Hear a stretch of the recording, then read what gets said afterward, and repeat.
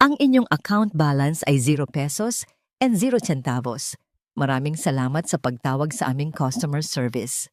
Ang malamig at mekanikal na boses mula sa kabilang linya ng telepono ay tila isang matalim na kidlat na gumuhoyt sa gitna ng madilim at tahimik na salas. Hawak pa rin ni Alexi ang kanyang cellphone, nakadikit sa kanyang tainga, habang ang kanyang kabilang kamay ay dahan-dahang bumitaw sa mamahaling leather briefcase na dala niya. Walang tunog ang pagbagsak nito sa makapal at malambot na alpombra, gaya ng unti-unting pagbagsak ng kanyang mundo sa mga sandaling iyon. Kakarating lang niya mula sa isang gabing puno ng halimuyak ng mamahaling alak at halimuyak ni Letty. Bakas pa sa kanyang leeg ang bahagyang marka ng lipstick, isang ebidensya ng kanyang pagtataksil na itinuturing niyang isang karapatan bilang isang matagumpay na lalaki. Inasahan niyang pagpasok niya sa bahay ay sasalubungin siya ng mainit na pagkain at ng nakakaabalang pag-aalala ng kanyang asawa. Ngunit ang tanging narito ay ang nakabibinging katahimikan at ang amoy ng lavender na unti-unti nang humihina sa hangin. Dahan-dahan siyang naglakad patungo sa itaas. Ang bawat hakbang niya sa engkantadong hagdanan ay tila mas mabigat kaysa sa dati. Binuksan niya ang pinto ng silid na dapat sana ay para sa kanilang magiging anak. Doon, sa gitna ng silid na pininturahan ni Elena ng sarili niyang mga kamay na madalas niyang balewalain kapag nag-aalok ang mga ito ng masahe o pagmamahal, ay nakita niya ang isang piraso ng papel sa sahig. Ito ang ultrasound photo ng kanilang sanggol. 7 buwan na ang bata sa sinapupunan ni Elena, ang anak na inakala niyang magiging tanging tagapagmana ng kanyang bilyon-bilyong ari-arian. Ngunit sa ilalim ng larawan, may nakasulat na maikling mensahe sa pluma ni Elena. Ang yaman ay hindi sapat para protektahan ang puso ng isang bata mula sa amoy ng ibang babae. Naramdaman ni Alexei ang panunuyo ng kanyang lalamunan. Ang bawat sulok ng silid ay tila sumasakal sa kanya. Ang mga mamahaling laruan na binili niya para ipakita ang kanyang kakayahan ay tila mga piping saksi sa kanyang pagiging amang walang presensya.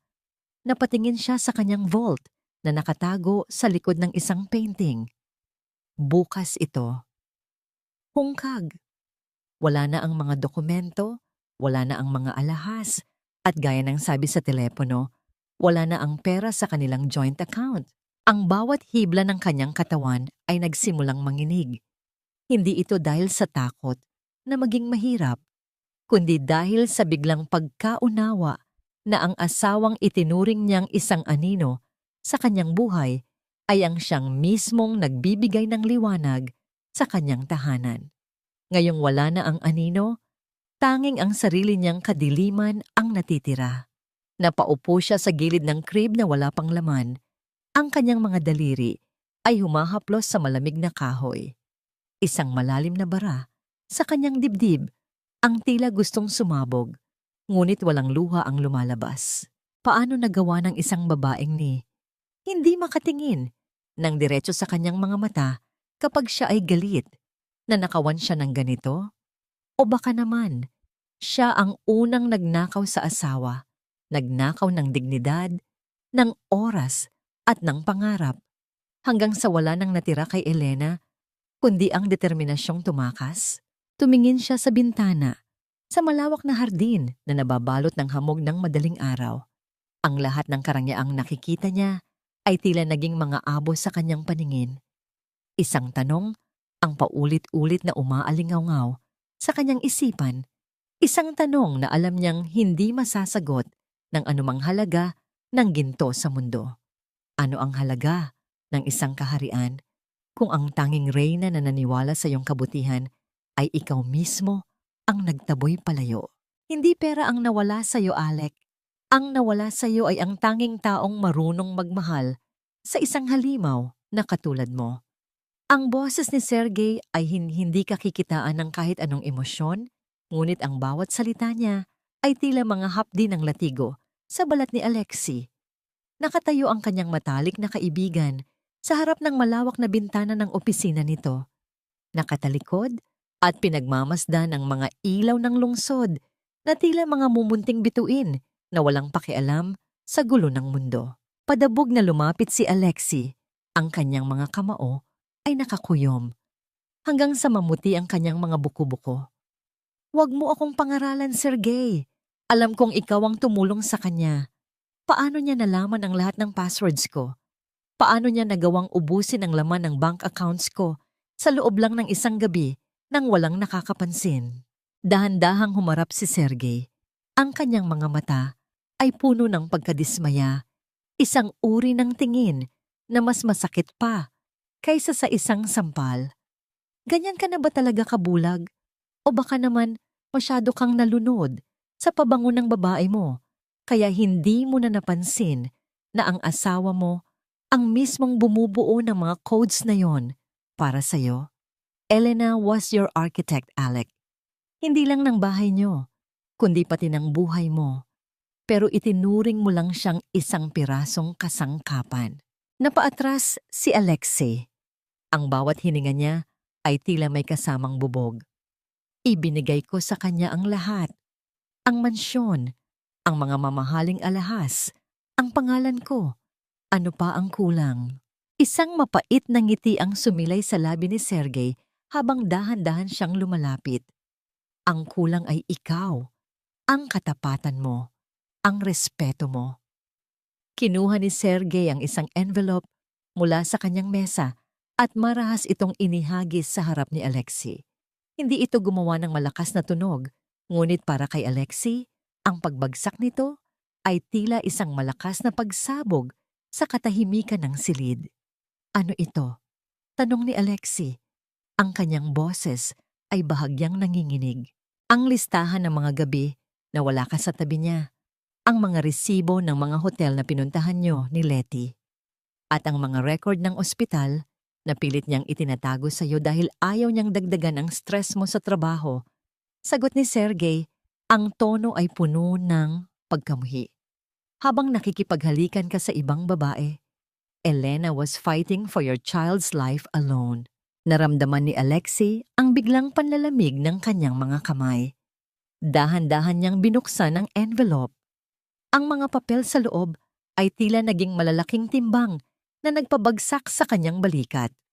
Nakita niya ang mga litrato niya kasama si Letty, mga ebidensyang hindi niya maikakaila. Ngunit ang mas nakahihintak sa kanya ay ang isang medical report na may petsa noong nakaraang linggo. Anong ibig sabihin nito? Bulong ni Alexei. Ang kanyang paningin ay nagsimulang lumabo. Hindi sumagot si Sergey ng agad. Lumakad siya patungo sa pintuan at binuksan ito. Isang senyales na tapos na ang usapan. Ngunit bago lumabas si Alexei, hinawakan ni Sergey ang kanyang braso ng mahigpit. Ang kanyang mga kuko ay tila baon sa balat ng kaibigan. "Noong gabing umalis siya, Alec, noong gabing nasa kama ka ng ibang babae, tumawag sa akin si Elena. Umiiyak siya, hindi dahil sa galit, kundi dahil sa sakit. Sabi niya, hindi na niya kaya. At may isa pa siyang sinabi na dapat mong malaman." Tumigil ang mundo ni Alexei. Ang tibok ng kanyang puso ay tila isang tambol na nagbibigay ng babala ng panganib. "Ano yon?" Halos hindi lumabas na boses ni Alexei. Tumingin ng diretso si Sergey sa kanyang mga mata. Ang boses ay bumaba sa isang bulong na puno ng panganib. Sabi niya, may dugo siyang nakita sa sahig bago siya lumabas ng pinto. She was bleeding, Alec. She was bleeding and she was all alone. Ang katahimikan sa silid ay naging kasing bigat ng isang libingan. Ang tanging naririnig na lamang ay ang mabilis at kapos na paghinga ni Alexei habang ang katotohanan ay unti-unting nanunuot sa kanyang sistema. Isang lason na siya mismo ang nagtimpla. Ang bawat tahi ng sapatos na ito ay isang dalangin na sana, kahit minsan, ay mapansin mo kaming dalawa. Hawak ni Alexei ang isang maliit at hindi pa tapos na sapatos ng sanggol na yari sa asul na lana. Nakasabit pa rito ang karayom at ang hibla ng sinulid. Tila ba bigla ang itinigil ang paggawa dahil sa isang matinding pangyayari. Ang bawat simula ng tahi ay maayos, ngunit habang tumatagal, ang mga guhit ay nagiging magulo. Isang piping saksi sa panginginig ng mga kamay ni Elena habang binubuo ito sa gitna ng kanyang pag-iisa. Nasa loob siya ng nursery, ang silid na dati ay iniiwasan niya dahil sa pakiramdam na ito ay isang obligasyong hindi pa siya handang harapin. Ngayon, ang silid na ito ay tila naging isang dambana ng kanyang mga pagkakasala. Sa ilalim ng crib, nakakita siya ng isang lumang kahon ng sapatos. Sa loob nito, hindi mga mamahaling gamit ang naroon, kundi ang mga memento ng kanilang pagsasama na inakala niyang matagal na niyang naitapon. Naroon ang unang tiket ng sine na pinanood nila noong wala pa siyang pera. Naroon ang isang tuyong bulaklak mula sa kanilang kasal. At sa pinakailalim, nakatago ang mga tunay na dokumentong nagpaliwanag sa sinabi ni Sergey. Dahan-dahan niyang binuklat ang mga folder ng ospital. Ang mga terminong medikal ay tila mga banyagang salita na sumasampal sa kanyang mukha. Placenta previa, high-risk pregnancy, bed rest mandatory. Ang petsa ng huling check-up ay noong araw na nag-celebrate siya ng promosyon kasama si Letty sa isang yate. Habang siya ay nagpapakasasa sa papuri ng ibang tao, si Elena ay nakahiga sa malamig na kama ng ospital, mag-isang nakikinig sa mahinang tibok ng puso ng kanilang anak at natatakot na baka sa bawat paggalaw niya ay mawala ang lahat. Naramdaman ni Alexei ang isang matinding hapdi sa kanyang dibdib, isang uri ng kirot na hindi kayang gamutin ng anumang alak. Napasandal siya sa pader, ang kanyang paningin ay nakatitig sa kisame kung saan may mga nakapintang bituin na kumikinang sa dilim. Naalala niya kung paano siya nagrereklamo kapag naririnig niyang umiiyak si Elena sa gabi. Tinatawag niya itong drama at hormones. Ngayon, napagtanto niyang ang bawat hikbi ni Elena ay isang huling hiling para sa tulong na hinding-hindi niya ibinigay. Paano niya nagawang hindi makita ang unti-unting pagkaubos ng buhay sa mga mata ng babaeng pinangakuan niya sa harap ng dambana? Ang bawat okay lang ako alik ni Elena ay hindi pala pagsuko, kundi isang dahan-dahang paghahanda para sa kanyang paglisan. Sa gitna ng kanyang pagkalugmok, isang puting sobre ang nalaglag mula sa likod ng medical file. Hindi ito mula sa ospital, wala itong stamp. Ngunit ang tatak sa itaas ay mula sa isang tanyag na law firm na kilala sa pag-aayos ng mga madidilim na transaksyon. Nakasulat sa harap ng sobre ang pangalang Don Alejandro Vasquez, ang kanyang ama. Ang taong nagturo sa kanya na ang damdamin ay isang kahinaan at ang kapangyarihan ang tanging batas. Ang taong laging nagsasabi na si Elena ay hindi karapat-dapat sa kanilang pamilya dahil sa pagiging mababa nito. Nanginig ang mga daliri ni Alexei habang binubuksan ng sobre. Ang sulat ay hindi para sa kanya, kundi isang formal na abiso para sa kanyang ama tungkol sa isang kasunduan sa pag-alis at ang paglilipat ng kustodiya ng bata. Sa oras na ito ay maisilang. Ang hangin sa silid ay tila tuluyan ng nawala. Ang kanyang puso ay tumitibok ng mabilis, tila isang hayop na nakulong sa isang hawla. Ang galit na kanina ay nakatutok kay Elena ay biglang nagbago ng direksyon, tila isang dambuhalang alon na bumabalik sa pinagmulan nito. Kung ang kanyang ama ang nasa likod ng liham na ito, ibig sabihin ba ay hindi lang si Elena ang biktima rito? O baka naman, ang sarili niyang ama ang nagtulak kay Elena sa isang bangin na wala siyang alam. Ang isang leon ay hindi iniiyakan ng tupa na kusang lumayo, Alec. Naghahanap siya ng mas karapat-dapat na papalit sa kawan. Ang boses ni Don Alejandro ay kasing lamig ng marmol na sahig ng kanyang malawak na mansyon. Nakaupo siya sa kanyang malaking silya.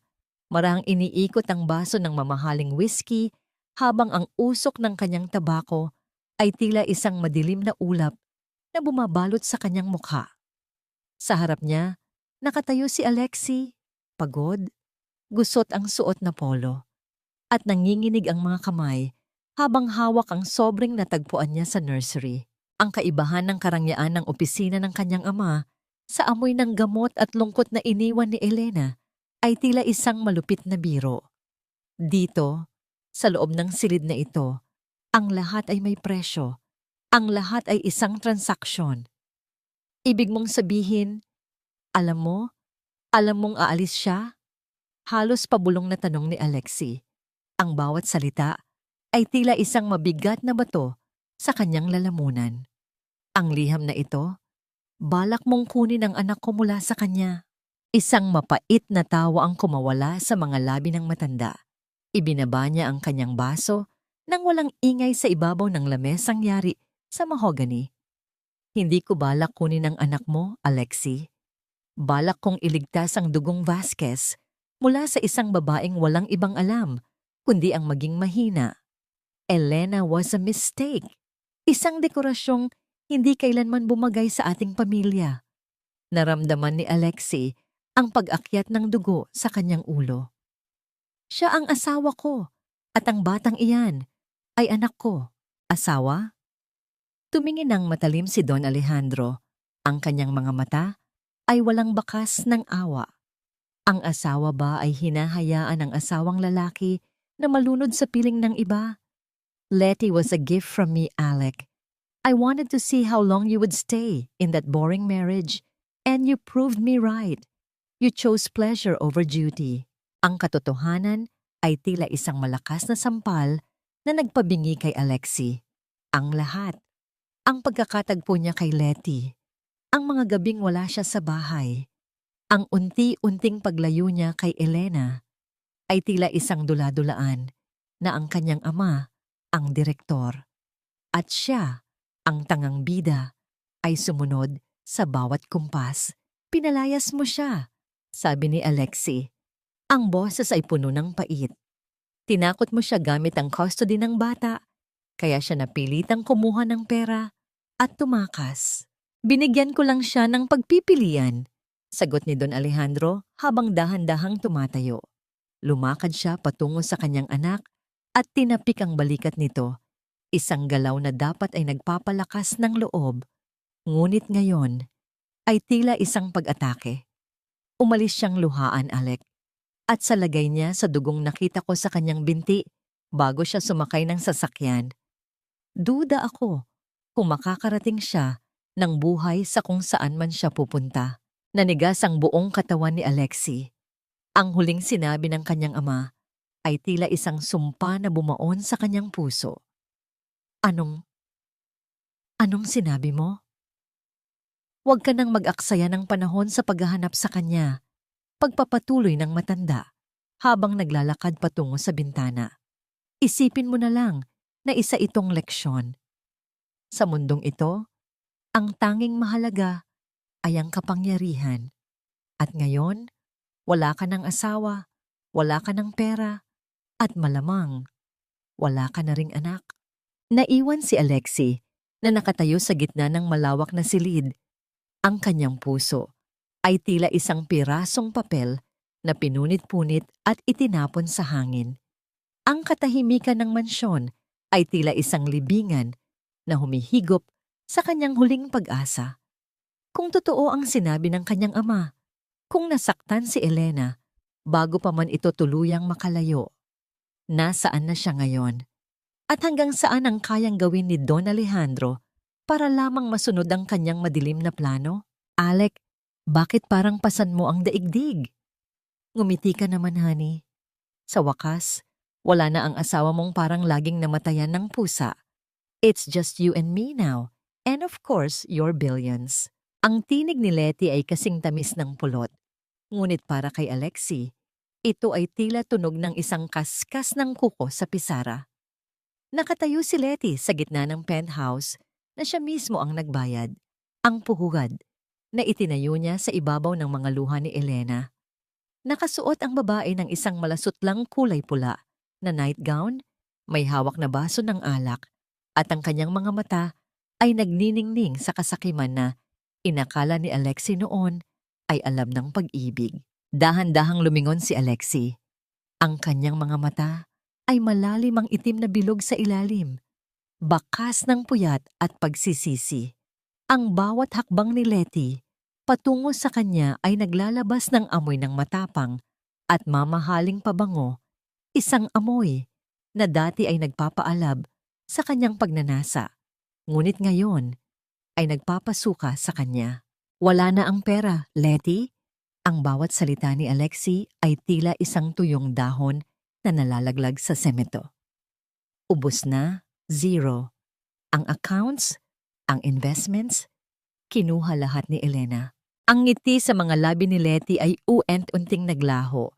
Tila isang kandilang hinipan ng malakas na hangin.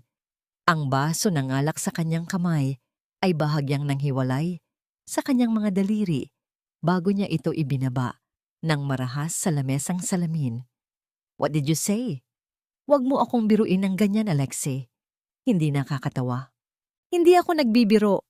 Wala na akong maiaalok sa'yo, Letty, kundi ang sarili ko at ang mga pagkakamaling pareho nating kinaharap. Mahinang dagdag ni Alexei habang pinagmamasdan ang unti-unting pagbabago ng ekspresyon ng babaeng minsan niyang inakalang makakasama habang buhay. Isang malamig at mapait na tawa ang pinakawalan ni Letty. Unti-unting nagbago ang kanyang mukha, nawalan ng lambing at napuno ng pagkadismaya. You're broke? Mapakla niyang tanong. Ano naman ang magagawa ko sa mga pangako mo kung pareho tayong nalunod sa problema? Huminga siya ng malalim bago muling nagsalita. Puno ng hinanakit ang kanyang tinig. Akala mo ba na natili ako dahil madali ang lahat? Matagal kong tiniis ang gulo at bigat ng sitwasyon dahil naniwala akong may magandang kinabukasan na naghihintay sa atin. Tahimik na napayuko si Alexei habang unti-unting nababasag ang ilusyon na matagal niyang pinanghawakan. Naramdaman ni Alexei ang isang matalim na kirot sa kanyang dibdib. Hindi dahil sa nawalang pag-ibig, kundi dahil sa katotohanang siya ay naging isang malaking tanga. So totoo nga, binayaran ka ni Don Alejandro. Of course! Sino ba ang tangang papatol sa isang lalaking hindi man nang kayang panindigan ng sariling pamilya kung walang kapalit? Marahas na kinuha ni Letty ang kanyang mamahaling designer bag mula sa sofa. Kung wala ka ng pera, Alec, wala na rin tayong pag-uusapan. I don't date losers. Magtiis ka sa alaala ng asawa mong baka patay na sa kung saang kanal. Dahan-dahang lumakad si Letty patungo sa pintuan. Ang bawat tunog ng kanyang sapatos sa sahig ay tila mga huling pako sa kabaong ng nakaraan ni Alexei. Bago siya lumabas, lumingon siya ng may halong pangungutya. By the way, your father was right. You're just a weak little boy playing king. Good luck finding your saint of a wife. Sana ay tanggapin ka pa niya pagkatapos mong gawing basahan ang buhay niya. Ang pagsasara ng pinto ay hindi lumikha ng malakas na ingay, ngunit sa pandinig ni Alexei, ito ay kasing lakas ng isang gumuho na gusali. Naiwan siyang mag-isa sa gitna ng marangyang silid na ngayon ay tila isang malawak at malamig na disyerto. Napatingin siya sa kanyang sariling refleksyon sa salamin. Isang lalaking mayaman sa panlabas, ngunit hungkag at bulok sa loob. Ang paraiso na binuo niya kasama si Letty ay isa lamang pala siyang yari sa buhangin. At ngayon, ang alon ng katotohanan ay tuluyan na itong tinangay. Nasaan ka, Elena? Ang tanong na ito ay tila isang lason na dahan-dahang pumapatay sa kanyang huling lakas. Kung ang lahat ng taong nakapaligid sa kanya ay mga bayarang aktor sa isang dulang idinirekta ng kanyang ama, si Elena lang ba ang tanging totoo? At paano niya nagawang sirain ang tanging katotohanang mayroon siya? Ang pinakamahirap na bahagi ng pag-alala ay ang malamang ang mga sandaling binaliwala mo noon ay ang mga sandaling hinding-hindi mo na mababalikan ngayon. Mag-isa si Alexis sa gitna ng kanilang dambuhalang silid. Wala na ang amoy ng pabango ni Letty at ang tanging naiwan ay ang amoy ng alikabok at ang malamig na simoy ng hangin na pumapasok mula sa nakabukas na balkonahe. Dahan-dahan siyang lumapit sa cabinet ni Elena. Noong narito pa ang asawa, bihirang-bihira niya itong tingnan. Para sa kanya, ang cabinet na yon ay imbakan lamang ng mga damit na masyadong simple para sa antas ng buhay nila. Binuksan niya ang pinto nito. Halos wala ng laman ang mga hanger, maliban sa isang luma at kupas na cardigan na kulay abo. Kinuha niya ito at idiniin sa kanyang muka.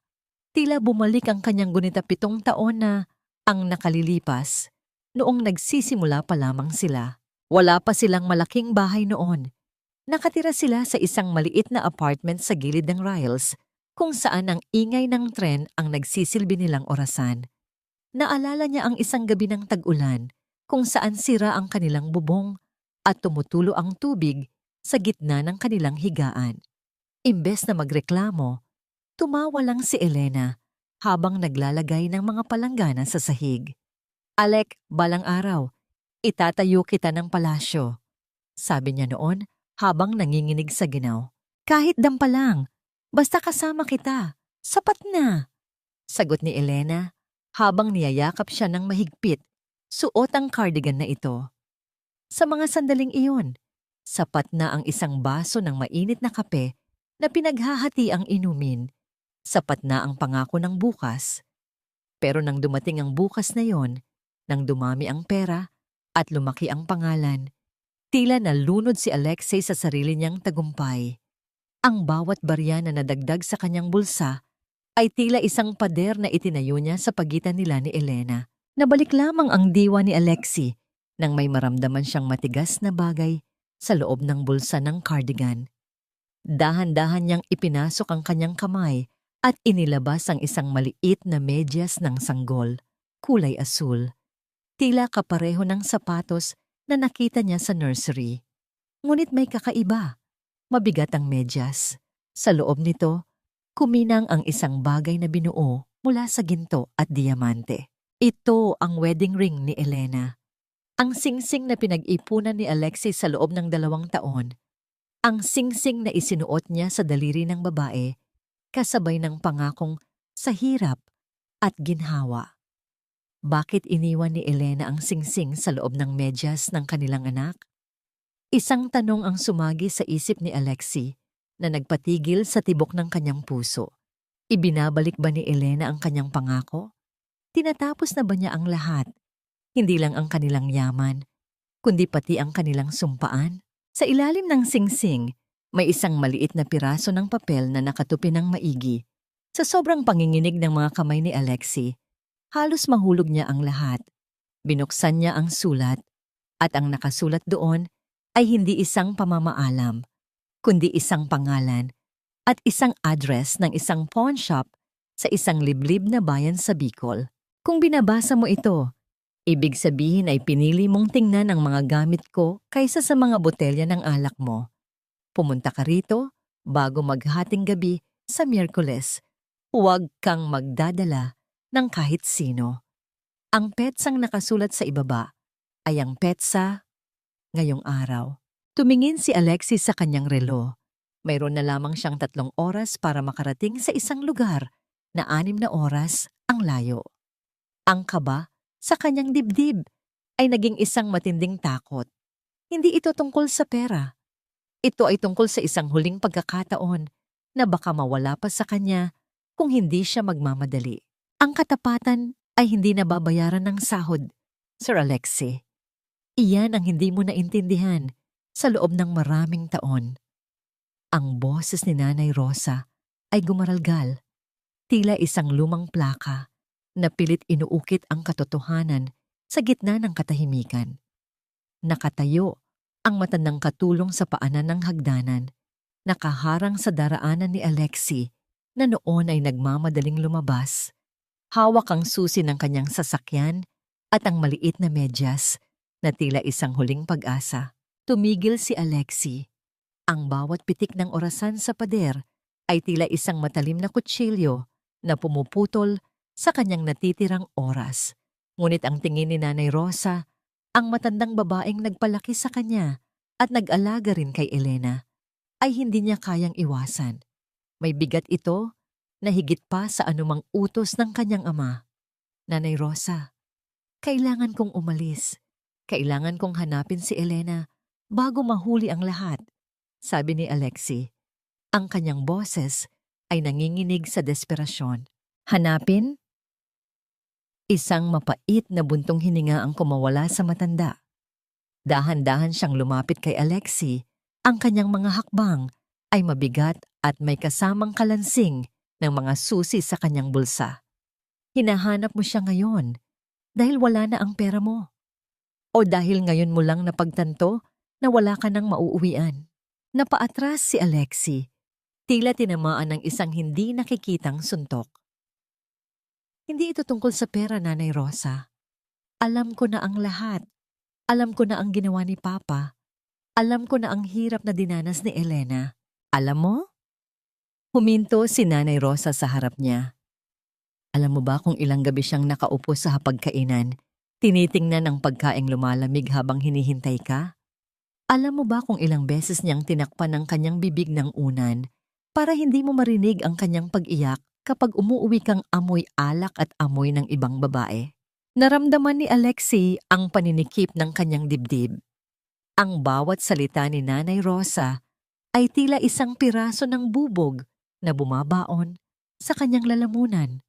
Hindi ko alam na ganun na pala kalala dahil pinili mong huwag tumingin.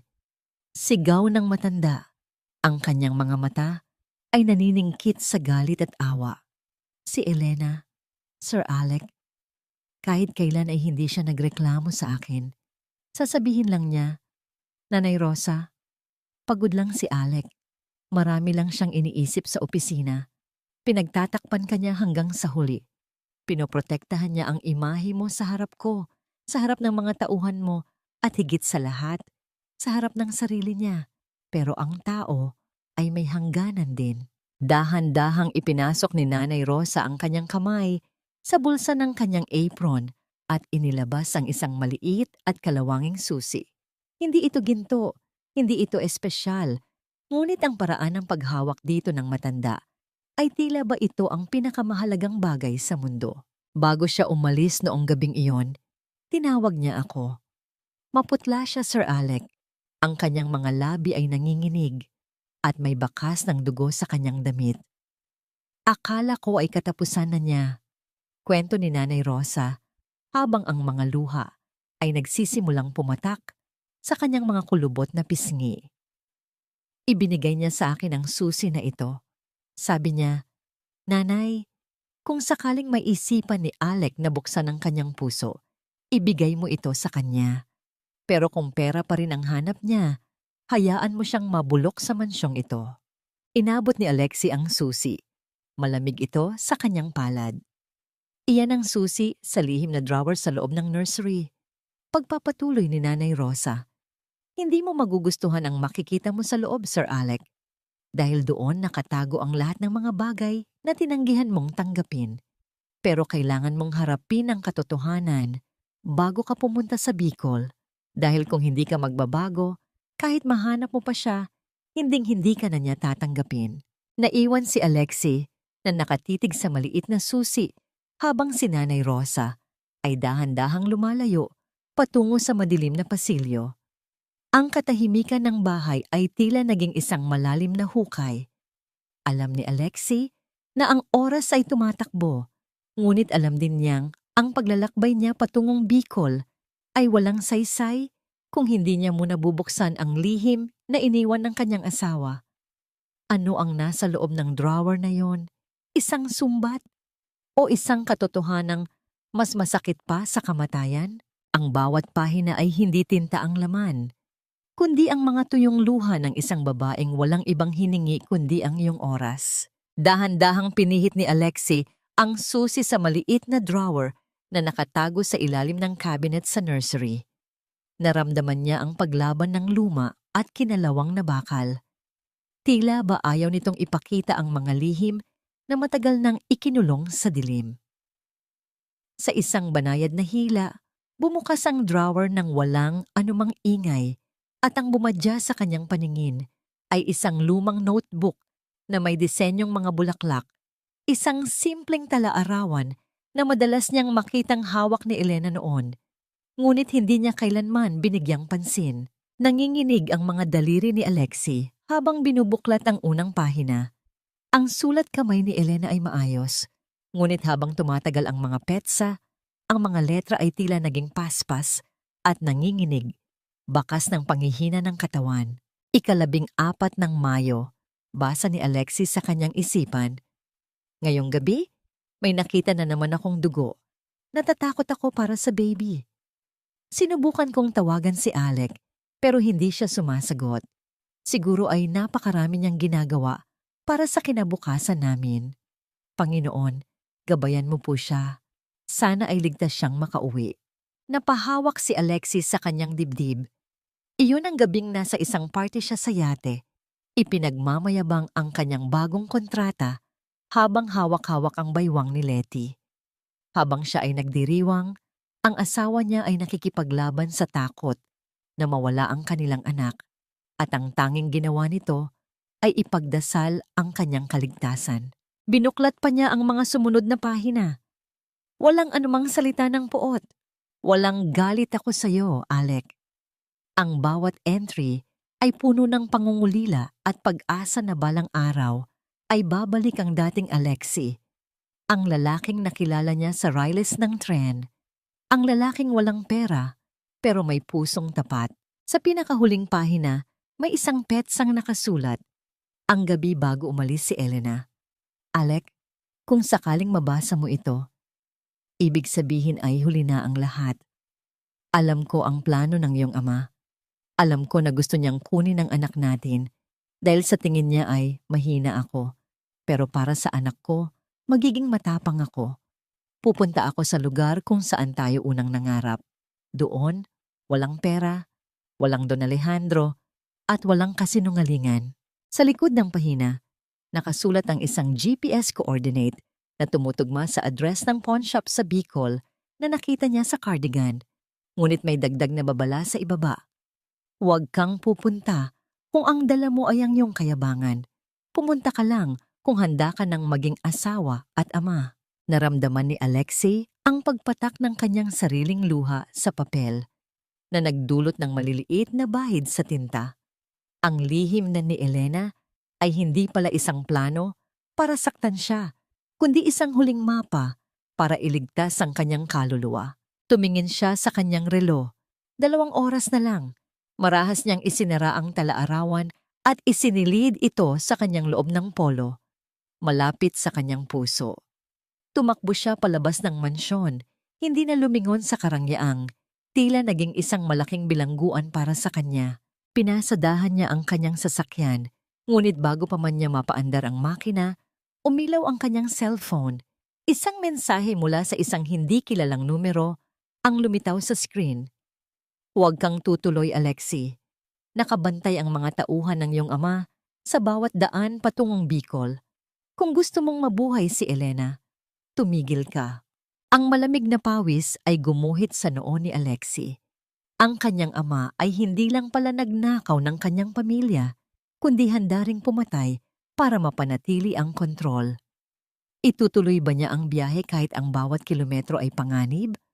O susunod na naman siya sa utos ng demonyong nagsuot ng mukha ng kanyang ama? Walang halaga ang dugong nananalaytay sa iyong mga ugat kung hindi mo kayang protektahan ang pangalan natin.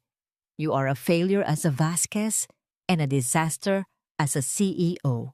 Ang boses ni Don Alejandro ay tila isang hatol ng kamatayan na umalingaw-ngaw sa loob ng marangyang boardroom. Nakaupo ang matanda sa dulo ng mahabang lamesang yari sa salamin. Napapaligiran ng mga abogado at mga board members na dati ay yumuyuko sa bawat kumpas ni Alexi. Ngunit ngayon, ang lahat ay nakatingin sa kanya nang may pangungutya at pag-iwas. Nakatayo si Alexi sa gitna ng silid, basa ng ulan, at hawak pa rin ang kanyang cellphone kung saan nakasulat ang banta ng kanyang ama. Ang bawat ilaw sa kisame ay tila mga matang nanghuhusga sa kanyang pagbagsak. Pinalitan mo na ako, pabulong na sabi ni Alexi. Hindi ito isang tanong, kundi isang mapait na pagtanggap. Binigyan kita ng pagkakataon, Alexi. Pero mas pinili mong maging mahina dahil sa isang babaeng wala namang silbi. Sagot ni Don Alejandro habang dahan-dahang itinatulak ang isang dokumento sa ibabaw ng lamesa. Pirmahan mo ito. Isuko mo ang lahat ng shares mo, ang posisyon mo, at ang lahat ng ari-arian mo sa ilalim ng pangalang Vasquez. In exchange, hahayaan kitang mabuhay. Pero hinding-hindi mo na muling hahawakan ang yaman na kailanman ay hindi mo natutunang pangalagaan. Naramdaman ni Alexei ang biglang pagbigat ng hangin sa loob ng silid. Ito ang kanyang imperyo. Ang mga gusaling ito, ang bilyong halaga ng kontrata. Ito ang kanyang buong pagkatao sa loob ng 10 taon. Kapalit nito ang bawat hapunan na hindi niya siniputan, ang bawat ultrasound ni Elena na hindi niya dinaluhan, at ang bawat pagkakataon na sana ay naging mabuti siyang tao. Dahan-dahan siyang lumapit sa lamesa. Kinuha niya ang mamahaling pluma na may nakaukit na pangalan niya.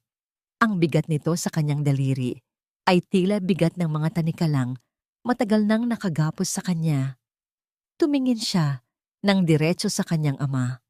Sa unang pagkakataon, hindi takot ang naramdaman ni Alexei, kundi isang malalim na pagkasuklam at kalayaan. "Tama ka, Papa," sabi ni Alexei.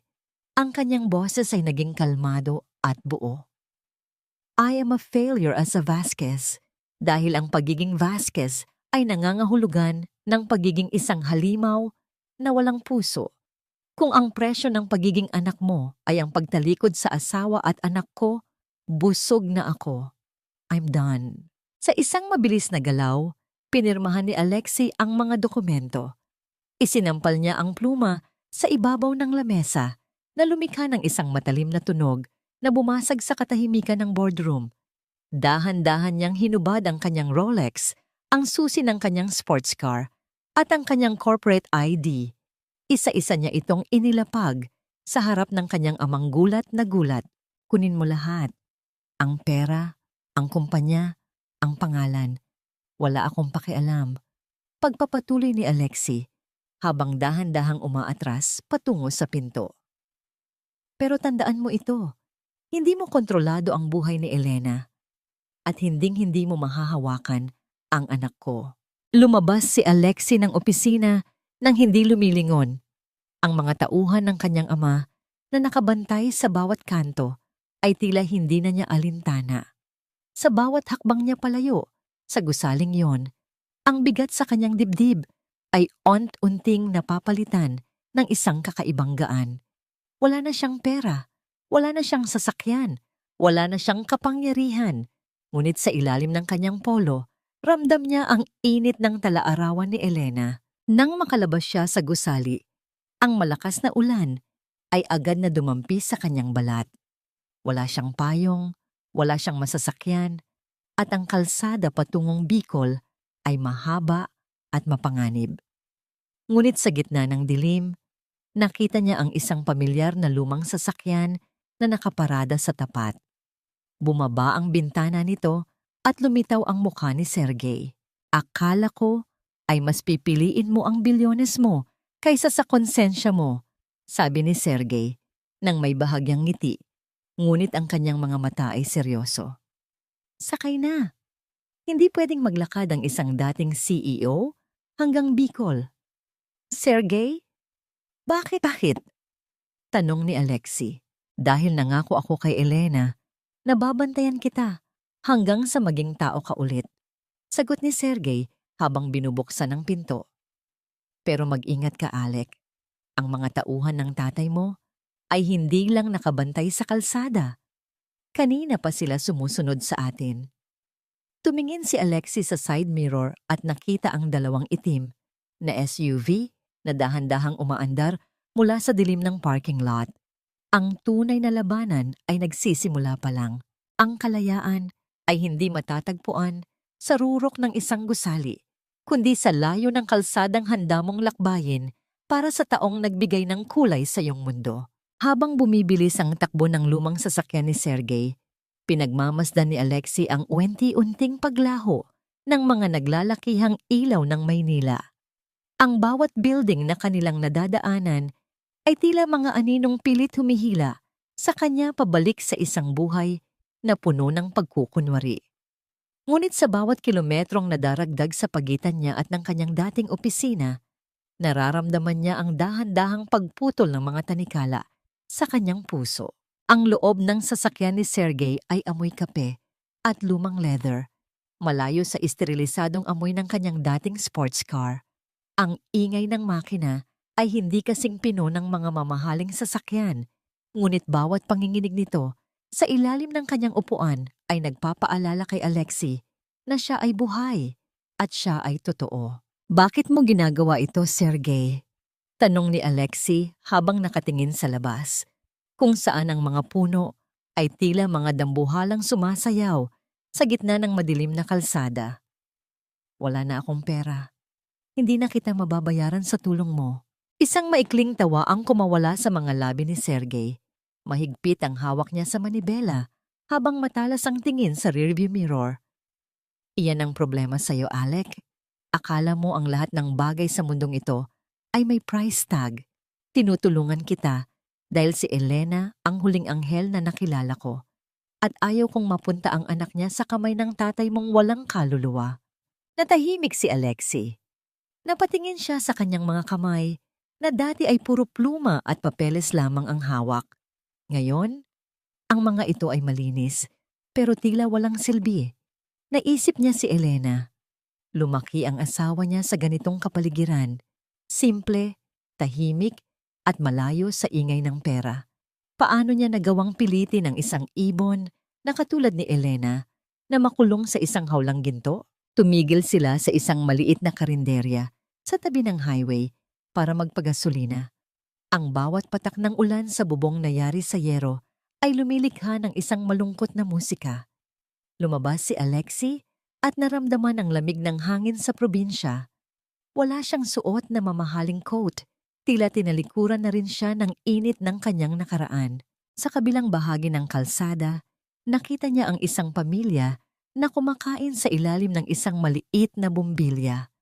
Kahit tuyong isda at kanin lang ang nasa mesa, ang tawanan nila ay mas malakas pa sa anumang kagalakang naramdaman ni Alexei sa loob ng 10 taon. Doon niya unang naramdaman ang tunay na inggit, hindi sa yaman ng iba, kundi sa kapayapaang meron sila. Ngunit ang katahimikang iyon ay biglang nabasag nang mapansin ni Alexei ang 2 pares ng malalakas na ilaw mula sa malayo. Ang 2 itim na SUV na kanina pa sumusunod sa kanila ay dahan-dahang huminto sa madilim na bahagi ng highway. Hindi sila bumaba, hindi sila gumalaw. Nakatitig lang ang mga ilaw nito sa kanila. Tila mga mata ng isang maninila na naghihintay ng tamang pagkakataon. Sakay na, Alec. Hindi sila titigil hanggat hindi kanila nahahawakan. Seryosong sabi ni Sergey habang mabilis na binabayaran ng gasolinador. Mabilis silang bumalik sa sasakyan. Habang humaharurot sila patungo sa mas madidilim na bahagi ng Bicol, naramdaman ni Alexei ang pagbilis ng tibok ng kanyang puso. Ang paglalakbay na ito ay hindi lang pala paghahanap sa kanyang asawa, kundi isang karera laban sa oras at sa kamatayan. Sa gitna ng kalsada, habang ang hamog ay unti-unting bumabalot sa paligid, isang tanong ang hindi mawala sa isip ni Alexei. Kung sakaling makarating siya ng buhay, sapat na ba ang kanyang pagbabago para patawarin siya ng babaeng winasak niya? O baka naman, ang address na ibinigay ni Elena ay hindi isang paanyaya, kundi isang huling pagsubok para makita kung gaano siya kahandang magdusa? Hindi mo kailanman naging pag-aari si Elena, Alexei. Hiniram mo lang siya sa langit at dahil hindi mo siya inalagaan, binawi na siya sa'yo. Ang boses ni Sergey ay tila isang malamig na hampas ng hangin sa gitna ng madilim na kalsada ng Quezon patungong Bicol. Ang bawat salita niya ay tila may kasamang bigat ng katotohanang matagal ng pilit na tinatakasan ni Alexei. Nakatitig lang si Alexei sa labas ng bintana. Pinagmamasdan ang mga anino ng mga puno ng niyog na tila mga dambuhalang nagbabantay sa kanilang pagdaan. Ang panginginig ng kanyang mga kamay ay hindi na niya maitago. kaya't mahigpit niyang hinawakan ang talaarawan ni Elena na nasa kanyang kandungan. Bakit mo siya itinago sa akin, Sergey? Mahinang tanong ni Alexei. Ang kanyang boses ay basag, malayo sa dating awtoridad na taglay nito sa boardroom. Kaibigan kita. Bakit mas pinili mong kampihan ang asawa ko kaysa sa akin? Sandaling tumahimik si Sergey. Ang tanging naririnig sa loob ng sasakyan ay ang ugong ng makina at ang paghampas ng ulan sa windshield. Dahil kung hindi ko siya itinago, baka wala na siya ngayon. At hindi dahil sa sakit, kundi dahil sa tatay mo. Don Alejandro didn't just want to separate you two, Alec. He wanted to erase her. Para sa kanya, si Elena ay isang dumi sa inyong marangyang pangalan na kailangang linisin bago lumabas ang bata. Naramdaman ni Alexei ang isang matalim na kirot sa kanyang sikmura. Ang kanyang sariling ama, ang taong hinangaan niya at pinagsilbihan, ay ang siya palang banta sa buhay ng babaeng mahal niya. Ang bawat bilyon na kinita niya, ang bawat gusaling itinayo niya, ay tila mga monumento ng kanyang sariling katangahan. Nasa Bicol ba siya? Tanong ni Alexei. Ang pag-asa at takot ay naghahalo sa kanyang dibdib. Nasa lumang bahay siya ng lola niya, malapit sa dalampasigan. Sagot ni Sergey habang matalas ang tingin sa rearview mirror. Ang dalawang itim na SUV ay naroon pa rin, tila mga asong ulol na hindi bumibitaw sa kanilang biktima. Pero hindi lang siya nagtatago sa iyo, Alec. Nagtatago siya dahil ang pagbubuntis niya ay naging kritikal. Ang bawat stress na ibinigay mo, ang bawat gabing hindi ka umuwi, ay unti-unting kinitil ang lakas niya. She's fighting for every breath and she's doing it alone. Napasandal si Alexei sa upuan. Ang kanyang mga mata ay napuno ng luha na matagal na niyang pinipigilan. Naalala niya ang mga sandaling nagrereklamo siya kapag mabagal kumilos si Elena o kapag nakikita niyang namumutla ito. Inakala niyang nag-iinarte lang ito para makuha ang atensyon niya. Ngayon, ang bawat iinarte na yon ay tila mga saksak sa kanyang konsensya. Biglang bumilis ang tibok ng puso ni Alexei nang mapansin niyang ang isa sa mga itim na SUV ay dahan-dahang tumatabi sa kanila sa gitna ng makitid at madulas na kalsada. Ang tunog ng pagpaharurot ng makina nito ay tila isang babala ng kamatayan. Alec, kumapit ka ng mahigpit. Seryosong sabi ni Sergey. Hindi nila tayo hahayaang makarating sa bikol ng buhay. Alam ng tatay mo na oras na makita mo si Elena, mawawala na siya ng kontrol sa'yo. Sa isang iglap, naramdaman ni Alexei ang malakas na pag-alog ng sasakyan nang banggain sila ng SUV mula sa gilid. Ang tunog ng pagkaskas ng bakal sa bakal ay nagdulot ng mga kislap ng apoy sa dilim. Ang sasakyan nila ay muntik nang mahulog sa bangin, ngunit mabilis na naibalik ni Sergey ang kontrol sa manibela. Sergey, anong gagawin natin? Sigaw ni Alexei. Ang takot ay tuluyan nang bumalot sa kanya. Hindi ko alam kung makakarating tayo ng buo, Alec. Sagot ni Sergey habang pilit na iniiwasan ang isa pang pagbangga. Pero isa lang ang sigurado ko. Si Elena. Hindi na siya ang dating Elenang kilala mo. Sabi ng doktor niya sa akin kanina, bago tayo umalis ng Maynila, baka hindi na niya kayanin ang susunod na 24 na oras. Napatitig si Alexei sa madilim na kalsada sa harap nila. Ang bawat segundong lumilipas ay tila isang pagkakataong nawawala. Hindi na ito tungkol sa pera o sa kanyang ama. Ito ay tungkol sa isang huling hininga na baka hindi na niya maabutan. Bilisan mo, Sergey. Pabulong na sabi ni Alexei habang ang luha ay tuluyan ng pumatak. Huwag mo siyang hayaang mamatay nang hindi nalalamang naging tao na ako. Ngunit ang isa pang SUV ay mabilis na humarang sa kanilang harapan. Dahilan? Para mapatapak si Sergey sa preno ng malakas. Ang kanilang sasakyan ay umikot sa gitna ng basang kalsada. At bago pa man sila makabawi, ang mga pinto ng mga SUV ay bumukas at lumabas ang mga lalaking nakaitim. Hawak ang mga bagay na alam ni Alexei natatapos sa kanyang paglalakbay. Mamatay na ang bata kung hindi tayo kikilos ngayon. Nasaan ang asawa niya? Ang sigaw na yon ng doktor ay tila isang matalim na kidlat na bumasag sa katahimikan ng maliit na klinika sa Bicol. Sa labas, ang ulan ay patuloy na bumubuhos, dinidilig ang mga dahon ng niyog, at ang lupang kanina pa, tila naghihintay sa isang malaking pagbabago. Ngunit sa loob ng puting pasilyo na amoy gamot at lumang kahoy, ang tanging maririnig ay ang mabilis na tibok ng puso ni Alexei na tila isang tambol ng digmaan. Nakarating sila ni Sergey. Sa gitna ng panganib sa kalsada, nagawa nilang malusutan ang mga tauhan ng kanyang ama sa tulong ng mga lokal na pulis na kanina pa pala tinawagan ni Sergey. Ngunit ang kaligtasan ni Alexei ay walang saysay kung ang buhay ni Elena ay unti-unti nang dumudulas sa pagitan ng mga daliri ng tadhana. Nakatayo si Alexei sa harap ng saradong pinto ng delivery room. Ang kanyang mga damit ay punit-punit, ang kanyang mukha ay may bakas ng putik at sugat, at ang kanyang mga kamay ay nanginginig, habang hawak ang isang luma at gusot na surgical form. Siya ang asawa. Siya ang ama. Ngunit sa mga sandaling iyon, nararamdaman niyang siya ang pinaka-estranghero sa lahat ng taong naroroon. "Sir, kailangan niyo pong pirmahan ito," sabi ng nurse na may dalang clipboard. "Kailangan nating mag-emergency cesarean. Ang bata ay naiipit na at ang asawa niyo ay nawawalan na ng masyadong maraming dugo." Dahan-dahang kinuha ni Alexei ang ballpen.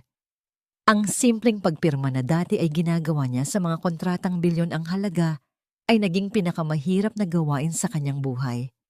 Sa bawat guhit ng kanyang pangalan, nararamdaman niya ang bigat ng bawat luhang pumatak mula sa mga mata ni Elena. Isang pagkakamali, isang maling galaw, at maaaring mawala sa kanya ang lahat ng dahilan kung bakit siya naglakbay ng malayo. Arik! Isang mahinang tinig ang narinig niya mula sa loob ng silid bago tuluyang sumara ang pinto. Hindi ito sigaw ng galit, hindi ito sumbat. Ito ay isang bulong ng pag-asa, isang paghingi ng saklolo na tila nagmula sa kailaliman ng isang pusong pagod na. Napasandal si Alexei sa malamig na pader. Ang kanyang mga tuhod ay unting bumigay hanggang sa mapaupo siya sa sahig. "Panginoon, huwag siya!" Pabulong na dalangin ni Alexei. Ang kanyang mga mata ay nakapikit ng mariin. "Kunin niyo na ang lahat sa akin. Ang yaman, ang pangalan, kahit ang hininga ko. Wag lang si Elena. Wag lang ang anak ko." Sa mga sandaling iyon, nakita ni Alexei si Nanay Rosa na lumalapit sa kanya. Ang matanda ay may dalang isang baso ng tubig at isang tuyong tuwalya. Walang salitang lumabas sa bibig ng matanda.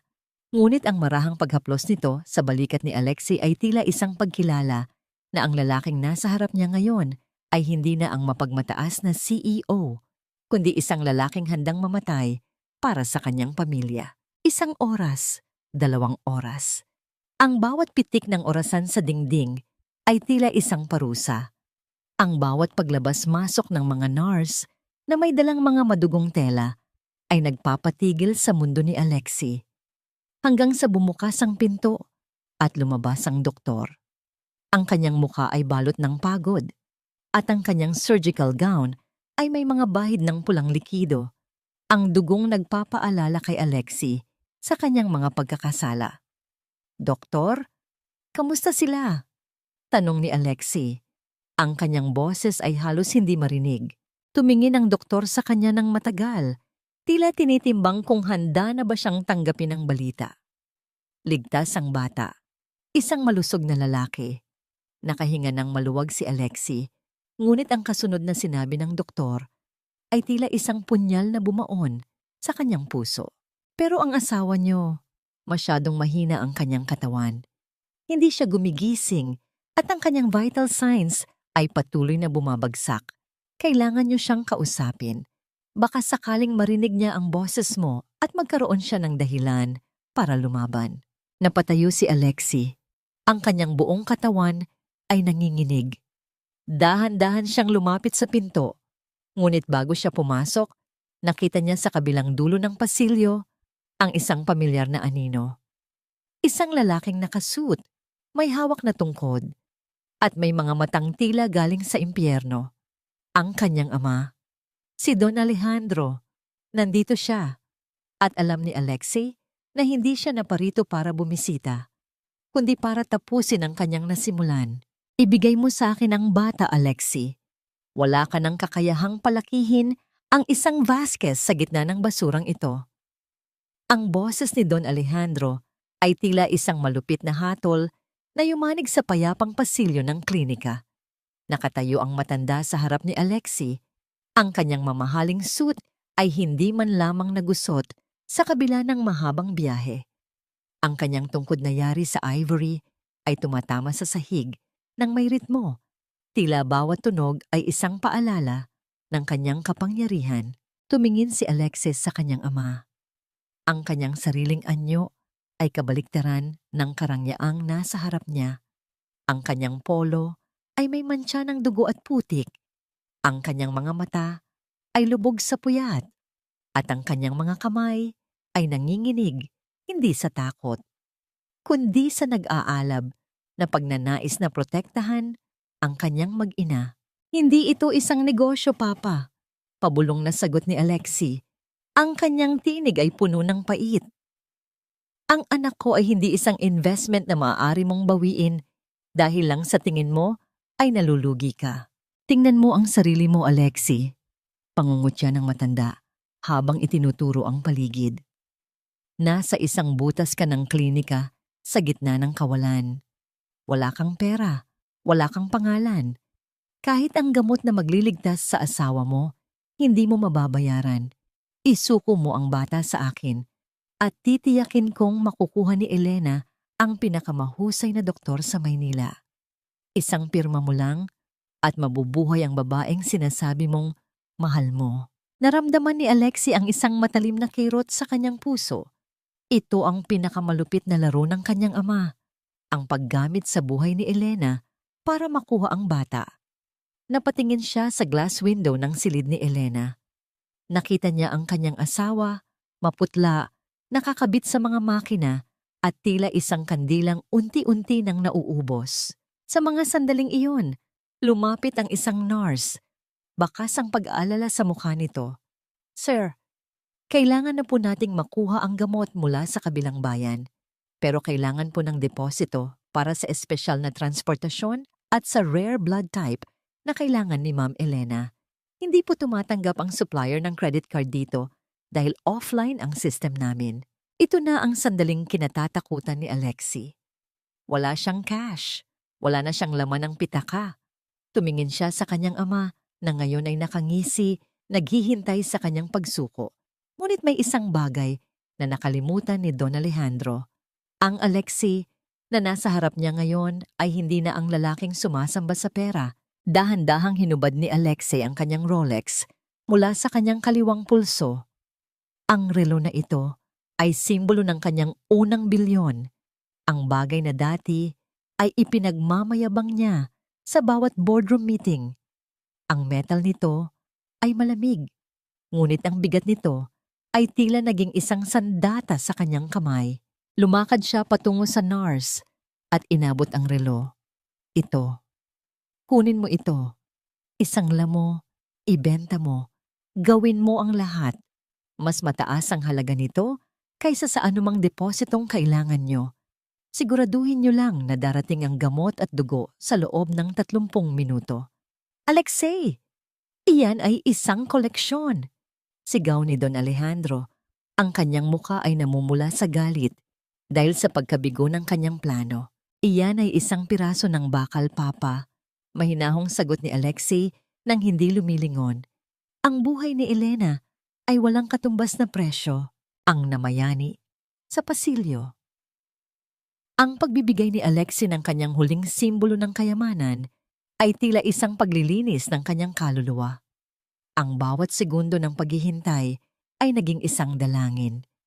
Habang ang nurse ay mabilis na tumatakbo palabas para isakatuparan ng utos ni Alexei, naupo ang lalaki sa harap ng silid ni Elena. Binabantayan ang bawat pag-ikot ng kamay ng relong.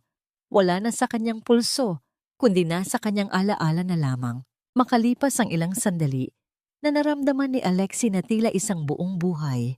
Biglang bumukas ang pinto ng silid ni Elena. Ang doktor ay lumabas. May bahagyang nangiti sa kanyang mga labi na nagbigay ng liwanag sa madilim na mundo ni Alexei. Nag-stabilize na ang kanyang vital signs pagkatapos ng unang dose ng gamot. At sir, gising na siya. Hinahanap niya ang taong tumulong sa kanya. Tumibok ng mabilis ang puso ni Alexei. Dahan-dahan siyang tumayo. Iniiwan ng kanyang ama na nakatayo sa dilim ng pasilyo, mag-isa kasama ang kanyang pera at tungkod. Pumasok si Alexei sa silid at doon, sa ilalim ng malamlam na ilaw, nakita niya ang mga mata ni Elena na dahan-dahang bumubukas. Sino ang tumulong sa akin? Pabulong na tanong ni Elena. Ang kanyang boses ay tuyo at mahina. Napaluhod si Alexei sa gilid ng kama. Hinawakan ang malamig na kamay ng asawa at idiniin ito sa kanyang pisngi. Ang mga luha na kanina pa niya pinipigilan ay tuluyan ng dumaloy. Dinidilig ang mga daliri ni Elena na tila isang sumpa ng katapatan. Isang estranghero, Elena, bulong ni Alexei habang humihikbi. Isang estrangherong ngayon palang natututong maging tao. Tumingin si Elena sa kanya at sa gitna ng kanyang panghihina, may isang kislap ng pagkilala at takot na lumitaw sa kanyang mga mata. Alec, bakit ka narito? Nasaan ang anak ko? Huwag mong hayaang kunin niya ang anak ko. Biglang tumunog ang alarm sa kabilang bahagi ng klinika, ang nursery.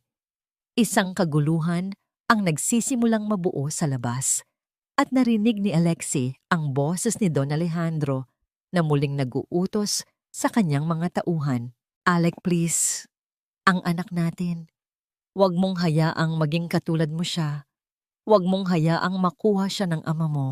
Ang boses ni Elena ay tila isang babasaging kristal na unti-unting nadudurog sa gitna ng katahimikan ng silid.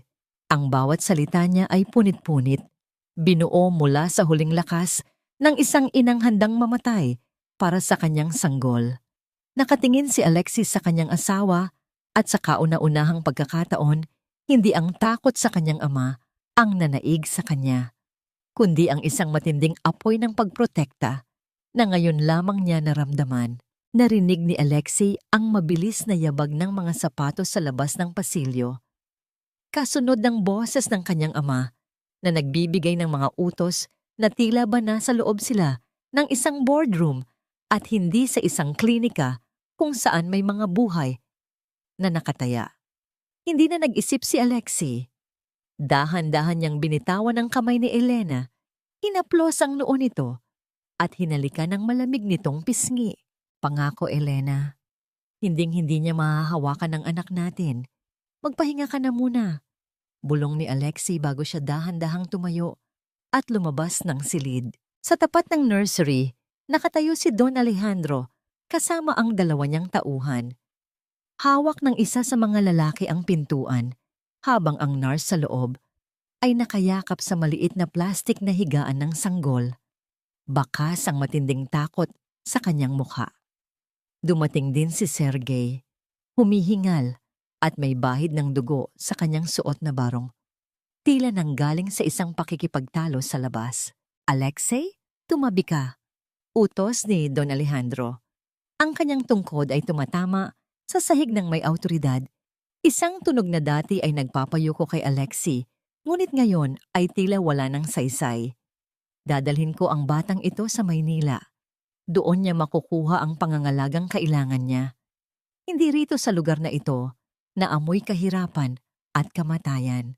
Ang batang yan ay hindi isang ari-arian, Papa. Sagot ni Alexei. Ang kanyang boses ay kalmado, ngunit may talim na hindi kailanman narinig ng kanyang ama. He is my son, and he stays with his mother. With his mother? Isang mapait na tawa ang kumawala kay Don Alejandro. Anong maibibigay mo sa kanya? Isinuko mo na ang lahat. Wala kang trabaho. Wala kang pera. Ang relong suot mo kanina ay wala na rin. Balak mo bang palakihin ang isang Vasquez sa gitna ng dampa at pagkain ng tuyo? Mas pipiliin ko nang lumaki siyang kumakain ng tuyo kasama ang isang amang nagmamahal sa kanya kaysa lumaki sa isang palasyong puno ng lason at kasinungalingan na katulad ng sayo. Matapang na sagot ni Alexi. Lumakad siya nang palapit sa kanyang ama hanggang sa ang kanilang mga muka ay magkalapit. I don't need your money to be a father. I just need to be a man. Isang bagay na hindi mo kailanman na ituro sa akin. Naramdaman ni Alexi ang panginginig ng panga ng kanyang ama sa tindi ng galit. Itinaas ni Don Alejandro ang kanyang tungkod. Tila balak itong ihampas sa kanyang sariling anak. Ngunit bago pa man ito bumaba, humarang si Sergey sa gitna nila. Tama na, Don Alejandro. Seryosong sabi ni Sergey habang ipinapakita ang kanyang cellphone. Kanina pa nakarecord ang lahat ng sinasabi niyo rito. At ang mga ebidensya ng pagmamanipula niyo sa accounts ni Alexei at ang mga banta niyo kay Elena, na ipadala na sa mga abogado ko sa Maynila. Subukan niyo pang gumawa ng isang maling hakbang at hinding-hindi niyo na muling makikita ang liwanag sa labas ng rehas. Ang katahimikan ay naging kasing bigat ng isang dambuhala. Nakita ni Alexi ang pagbagsak ng balikat ng kanyang ama. Ang kapangyarihang dati ay tila hindi matitibag ay unti-unting naglalaho sa harap ng katotohanan. Walang nagawa si Don Alejandro kundi ang tumingin ng may matinding puot sa kanyang anak bago dahan-dahang tumalikod at lumakad palayo. Ang tunog ng kanyang tungkod ay unti-unting humihina hanggang sa tuluyan nang mawala sa dulo ng pasilyo. Napasandal si Alexi sa salamin ng nursery. Ang kanyang tuhod ay nanginginig, hindi sa takot, kundi sa ginhawang sa wakas ay natapos na ang mahabang gabi ng kanyang buhay. Pinayagan siya ng nurse na pumasok. Dahan-dahan niyang binuhat ang kanyang anak. Ang bata ay napakagaan, amoy gatas at bagong silang na buhay. Sa gitna ng kanyang pagluha, nakita ni Alexi ang maliliit na daliri ng sanggol na humawak sa kanyang hintuturo. Isang mahigpit na kapit na tila nagsasabing, "Salamat, Papa." Dinala ni Alexi ang sanggol sa silid ni Elena. Maingat niya itong inilapag sa tabi ng asawa na noon ay dahan-dahan nang nagkakaroon ng kulay ang mga pisngi. Ang pagtatagpo ng balat ng ina at anak ay tila isang himala ng paghilom. "Alek!" Bulong ni Elena habang nakatitig sa sanggol. "Narito na siya, Elena.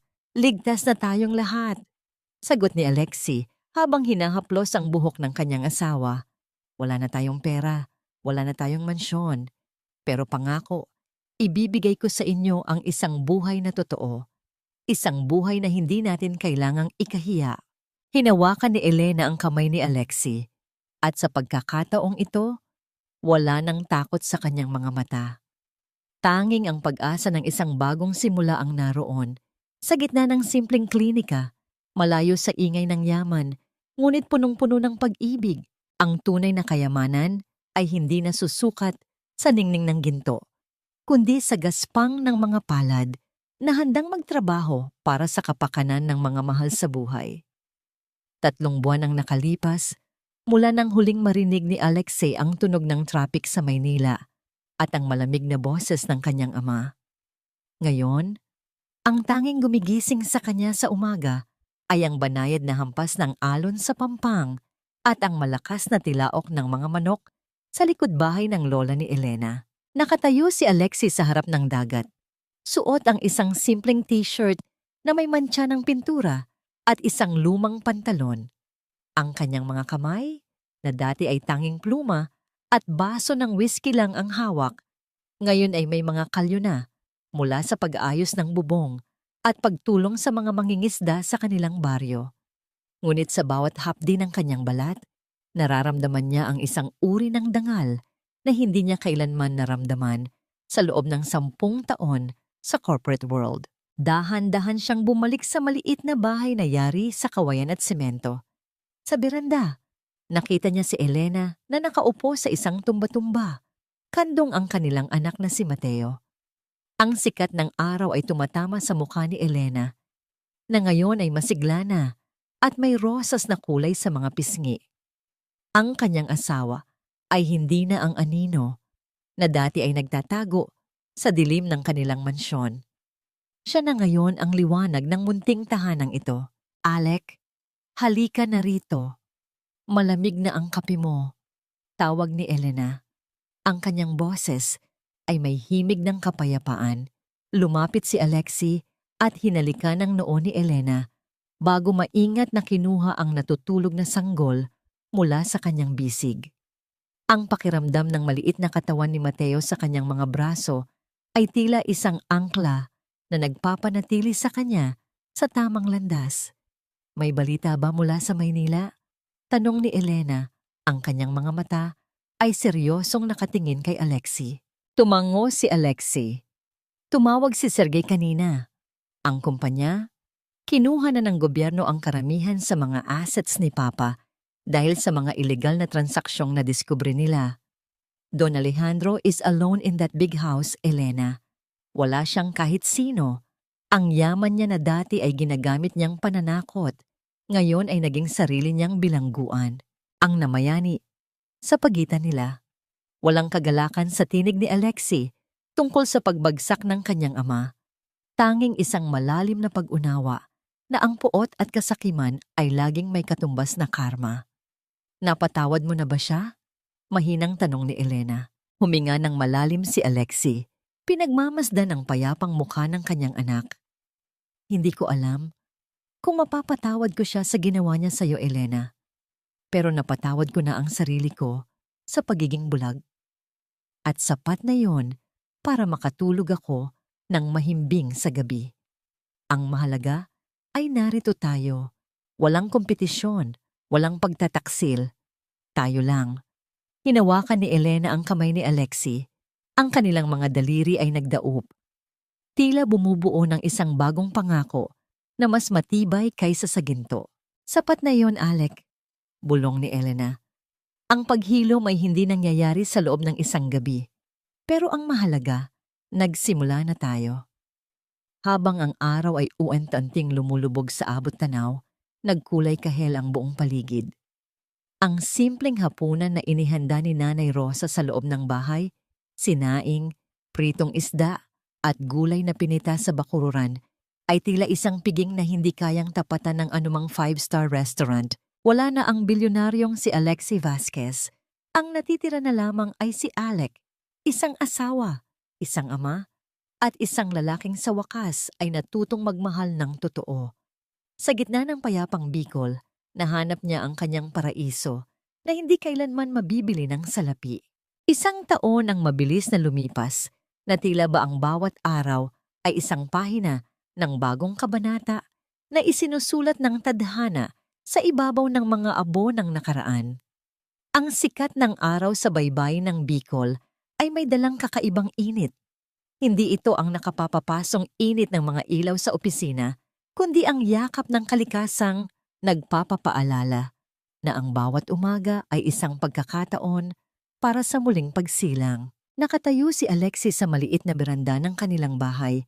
Pinagmamasdan ang kanyang asawang si Elena na naglalakad sa dalampasigan kasama ang kanilang anak na si Mateo. Ang bata, na ngayon ay malusog at masiyahin, ay pilit na humahabol sa mga bulan ng dagat habang ang kanyang maliliit na tawa ay humahalo sa huni ng mga ibon.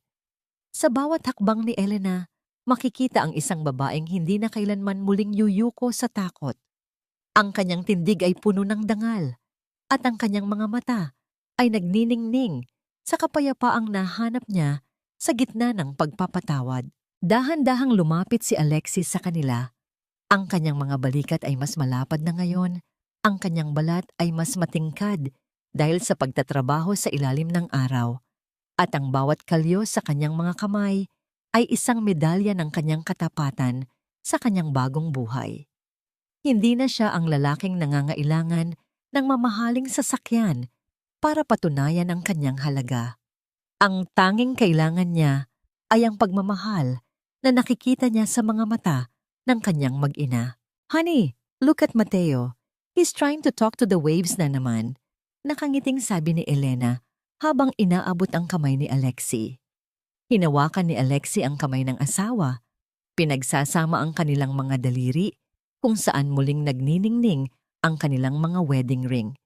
Hindi na bilang simbolo ng isang sumpa, kundi bilang tanda ng isang pag-ibig na dumaan sa apoy at lumabas na mas matibay. He's like his mother, Elena. He finds beauty in the simplest things. Sagot ni Alexei. Ang kanyang boses ay puno ng emosyon. Alam mo, minsan iniisip ko kung deserve ko ba talaga ang lahat ng ito pagkatapos ng lahat ng nagawa ko. Huminto si Elena sa paglalakad at hinarap ang kanyang asawa. Inilagay niya ang kanyang palad sa pisngi ni Alexei. Isang galaw na dati ay puno ng takot, ngunit ngayon ay puno ng pag-unawa. Alec, ang pagpapatawad ay hindi ibinibigay dahil karapat-dapat ng isang tao. Ibinibigay ito dahil gusto nating maging malaya ang ating sariling puso. You proved yourself every single day since we arrived here. That's enough for me. Sa kabilang panig ng mundo, sa loob ng isang madilim at malawak na mansyon sa Maynila, nakaupo si Don Alejandro sa kanyang malaking silya. Ang bawat sulok ng kanyang palasyo ay puno ng yaman, ngunit ang tanging maririnig doon ay ang nakabibinging katahimikan ng pag-iisa. Walang apo na tumatakbo sa kanyang mga pasilyo. Walang anak na kumukonsulta sa kanyang mga desisyon. Ang kanyang imperyo ay naging isang malamig na bilangguan, isang parusa para sa isang pusong mas pinili ang kapangyarihan kaysa sa pamilya. Habang papalubog ang araw, binuhat ni Alexis si Mateo at niyakap ng mahigpit ang asawa. Ang tunog ng mga alon ay tila isang uyayi na nagpapatulog sa mga sugat ng kahapon. Natutunan ni Alexis na ang tunay na tagumpay ay hindi nasusukat sa taas ng narating, kundi sa lalim ng pagkataong nahanap niya nang siya ay bumagsak. Sa dulo ng lahat, ang pag-ibig ay hindi lang pala isang damdamin. Ito ay isang desisyon na manatili, isang lakas na magpatawad, at isang pananampalataya na kahit gaano kadilim ang gabi, ang umaga ay laging darating para sa mga pusong handang magbago. Ang kanilang kwento ay hindi nagtapos sa isang perpektong buhay, kundi sa isang buhay na totoo, isang buhay na puno ng pag-asa at pagmamahalan hanggang sa huling tibok ng kanilang mga puso.